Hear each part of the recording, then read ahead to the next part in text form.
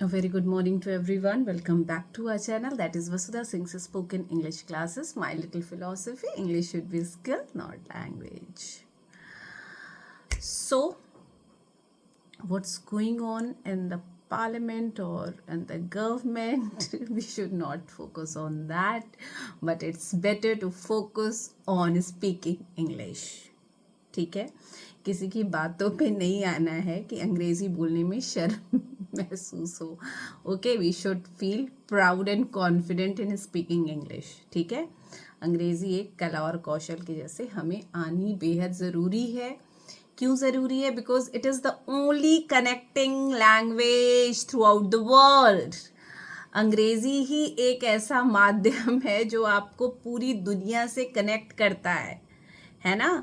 तो जब आप अंग्रेजी छोड़ देंगे बोलना तो वहाँ जाके का बोले का है यह मेर अपना पंचायत बघेली बोलब या तो अवधि बोलब की अब हम सब इन यह बोले जाता ही है ना, या एनीथिंग जो भी आप बोलते हैं ना.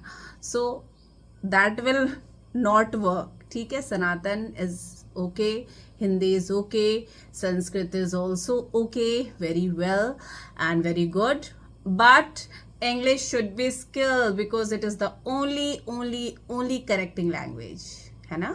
तो हमें हिंदी संस्कृत सब कुछ आने पे गर्व महसूस होना चाहिए डेफिनेटली, क्योंकि हम हेरिटेज है हमारी, हमें संभालना है, हमें देखना है, हमें बहुत कुछ पढ़ना है इसमें. But English should not be left behind.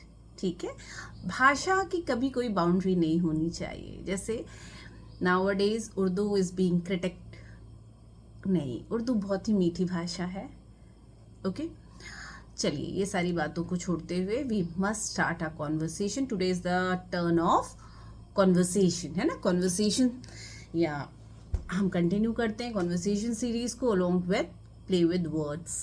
Hope आपको इस कॉन्सेप्ट में बात समझ में आ गई होगी. How we have to play with the words. हाँ, चलिए फटाफट करते हैं. मान लीजिए बोलचाल की भाषा में, this is very very common, हम कहते हैं अरे यार कभी तो टाइम पर आया करो. How you will say in English. आप इंग्लिश में ऐसे कहेंगे, do ever come on time. कभी तो समय पर आया करिए. या बच्चे मॉर्निंग में अगर हमेशा लेट होते हैं, वैन वाला आ जाता है, then how you have to say, बेटा प्लीज़ बी प्रिपेयर्ड. हाँ, do ever be on time. ठीक है, do ever come on time, do ever on time, do ever get up on time. ठीक है, मतलब कभी तो समय पर उठिए, कभी तो समय पर चलिए, कभी तो समय पर करिए, है ना. व्हाटएवर जो भी चीज़ें लेट हो रही हैं उस पर आप इस सेंटेंस को अप्लाई कर सकते हैं. ओके, बच्चों को हम डांटते हैं या बड़ों को कहते हैं कभी तो यार समझा करो. Do ever try to understand. कभी तो समझने का प्रयास किया करिए. Do ever try to understand. Okay,